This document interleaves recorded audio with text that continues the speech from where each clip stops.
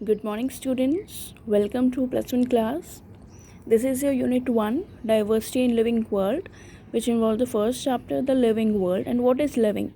Living organisms. What are living organisms?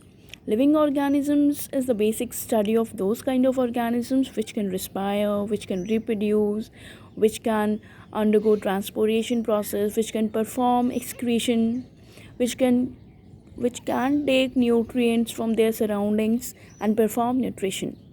These are all basic things we have studied in our earlier classes, lower classes. 6th standard से लेकर के अब तक हम यही पढ़ते आ रहे हैं लिविंग ऑर्गेनिजम्स के बारे में कि लिविंग ऑर्गेनिजम्स वही ऑर्गेनिजम्स होते हैं जो या तो रिस्पायर कर सकते हैं, फूड ले सकते हैं, अपना न्यूट्रिशन मैनेजमेंट कर सकते हैं, अपना बॉडी में डाइजेशन परफॉर्म कर सकते हैं ताकि उसकी जो फूड है वो यूटिलाइज़ होकर के उसकी एनर्जी वो प्रोड्यूस कर सकें. रेस्पिरेशन में यही होता है, आपने 10th स्टैंडर्ड में पढ़ा होगा. तो वही है लिविंग ऑर्गेनिजम्स, बट यहाँ हम कुछ डिफरेंट तरीके से उसको पढ़ेंगे. ये तो केवल जनरल कैरेक्टरिस्टिक्स हैं किसी भी इंडिविजुअल की जो लिविंग ऑर्गेनिज्म हम बचपन में पढ़ते थे, बट यहाँ आपको जनरल कैरेक्टरिस्टिक्स जो पढ़नी है वो ये जो हर एक मायने में एक डिफाइनिंग प्रॉपर्टी है किसी भी लिविंग ऑर्गेनिज्म की. कुछ जनरल कैरेक्टरिस्टिक्स यहाँ लिखी है जैसे growth, reproduction, respond to stimuli. Stimuli क्या होते हैं? एक्सटर्नल या इंटरनल चेंजेस जिसके अकॉर्डिंग हम ब्रेन की हेल्प से उसके साथ कम्युनिकेट करते हैं, रिस्पॉन्स देते हैं. Reproduction, you all know, reproduction is the phenomena by which a new organism is produced from their parents which are identical to them but not which are similar to them but not identical to them. एक के बाद एक लेंगे. पहले growth है. Growth means increase in size, mass और the number of cells. Increase in the size of an organism, या उसका मास इंक्रीज होना या नंबर ऑफ सेल्स बढ़ जाना. ये कैसे होता है? क्योंकि सेल डिवीजन परफॉर्म होता है. सेल डिवीजन वो फेनोमेना है जो हर एक सेल के पास एबिलिटी होती है अपने नंबर ऑफ सेल्स इंक्रीज करने की. सेल डिवीजन वो फेनोमेना है जिसमें दो प्रोसेस होते हैं, एक तो nucleus division and then cytoplasm division. ये हम पहले पढ़ चुके हैं 10th स्टैंडर्ड में. तो सेल डिवीजन वो फेनोमेना है जिसके थ्रू जितने भी कैरेक्टर्स पेरेंट्स के पास प्रेजेंट हैं वो अगले जनरेशन में पहुंच जाते हैं, है ना. तो ग्रोथ हम सिंपली अगर बात करें तो किसी भी ऑर्गेनिज्म का साइज़ इंक्रीज़ हो रहा है. उस साइज़ को इंक्रीज़ होने के लिए हमारी बॉडी को डेवलपमेंट परफॉर्म करनी होती है. डेवलपमेंट का मतलब क्या होता है? जितने भी इवेंट्स एक ग्रोथ को कॉज करने के लिए हों हमारी बॉडी में या किसी भी ऑर्गेनिज्म में, उन्हें हम कहते हैं डेवलपमेंट प्रोसेसेस. तो ग्रोथ सिंपली क्या है? It is defined as exclusive character of living organism. Exclusive character कह रहे हैं कि बढ़ते हैं. अब लिविंग ऑर्गेनिजम्स हैं वो भी बढ़ते हैं, नॉन लिविंग थिंग्स हैं वो भी बढ़ जाते हैं.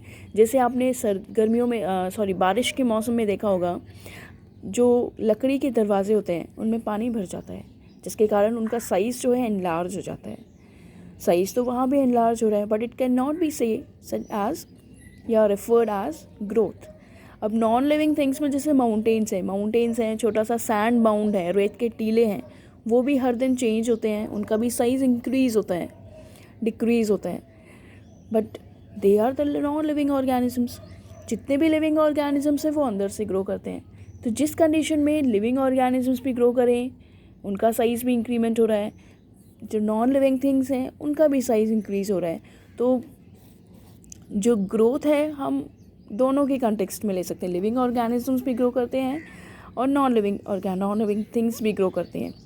तो अगर हम पूरे होल ग्रुप को लें, किसी भी ऑर्गेनिज्म के ग्रुप को, तो हम ग्रोथ को कम्प्लीटली किसी भी लिविंग ऑर्गेनिज्म की डिफाइनिंग प्रॉपर्टी नहीं कह सकते. ये किसी भी लिविंग ऑर्गेनिज्म की या नॉन लिविंग ऑर्गेनिज्म की एक जनरल प्रॉपर्टी है जो वो ग्रो करते हैं. Next is the respond to stimuli. Respond to stimuli का मतलब होता है कि उन्हें अपने आसपास क्या हो रहा है उसकी अवेयरनेस उनके पास है, अवेयर हैं. कोई तुम्हें पीट रहा है, तुम्हें फील हो रहा है, कोई खाना बना रहा है तो खाने की खुशबू आ रही है, इस तरह की चीज़ें. तो नॉन लिविंग थिंग्स हैं उनको अपने आसपास का कुछ पता ही नहीं होता. अब जैसे ये नोटबुक ही रखी है, अब नोटबुक के पास क्या क्या पड़ा है इसको नहीं पता, है ना. अगर कोई पर्सन कॉमा में है तो वो भी अवेयर नहीं होता अपने सराउंडिंग्स में। जो कॉमा में है उसकी हार्ट बीट चल रही होती है but brain is not active. उस टाइम पे वो आसपास की आवाज़ें, आसपास क्या कुछ भी हो रहा है उसे कुछ पता नहीं चलता। तो इस कंडीशन में वो आसपास के जो इन्वायरमेंट है उसमें जो भी उसे स्टिमुलस मिल रहे हैं उसके अकॉर्डिंगली रिस्पॉन्स नहीं करते, but they show only responses in response to injections which are providing to them. Provide कौन करता है? डॉक्टर प्रोवाइड करते हैं obviously. Only in this case जहाँ पे ऑर्गेनिजम्स रिस्पॉन्ड करते हैं डॉक्टर्स का इन टर्म्स ऑफ इंजेक्शंस, तो इस अवेयरनेस को हम कहते हैं defining characteristic of living organism.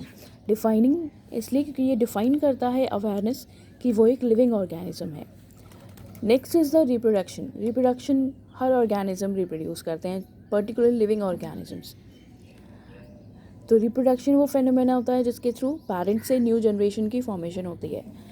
तो लेकिन यहाँ भी बहुत से ऐसे एक्सेप्शंस आपको देखने को मिलेंगे जिसमें लिविंग ऑर्गेनिजम्स भी रिप्रोड्यूस करने में इनकैपेबल होते हैं, जैसे इनफर्टाइल कपल्स होते हैं। इनफर्टाइल कपल्स होते हैं जिनके पास मेल है, मेल जो इंडिविजुअल है या तो वो स्पर्म प्रोड्यूस नहीं कर पाते, जिसके कारण वो इंसेमिनेट नहीं कर पाते, ट्रांसफ़र नहीं कर सकते अपने स्पर्म्स को, जिससे फीमेल प्रेग्नेंट हो जाए। कुछ और कंडीशंस होती हैं जिसमें फीमेल की जो रिप्रोडक्टिव पार्ट्स में फेलोपियन ट्यूब है, वो fallopian tube appropriate temperature provide नहीं करवा पाती फर्टिलाइजेशन के लिए, या यूट्रस उनके प्रॉपर नहीं होते। तो इनफर्टाइल कपल्स हैं या इनफर्टाइल ह्यूमंस हैं, लिविंग हैं but they are not having the ability to reproduce. Mule का नाम सुना होगा, खच्चर जिसे हम कहते हैं। तो ये जो खच्चर है ये हाइब्रिड है डोंकी और हॉर्सेस के, जो कि इनफर्टाइल है। एक डोंकी और हॉर्सेस के क्रॉस हाइब्रिडाइजेशन से म्यूल तो बन गया, बट म्यूल जो है वो आगे रिप्रोड्यूस नहीं कर सकता, इसलिए इसको बोला है इनफर्टाइल। तो अभी इनफर्टाइल के एग्जाम्पल्स हैं हमारे पास, इसलिए reproduction also can not be considered as defining property of living organisms. Fine. एक जो इम्पॉर्टेंट आपको पढ़ना है दैट इज़ मेटाबॉलिज्म।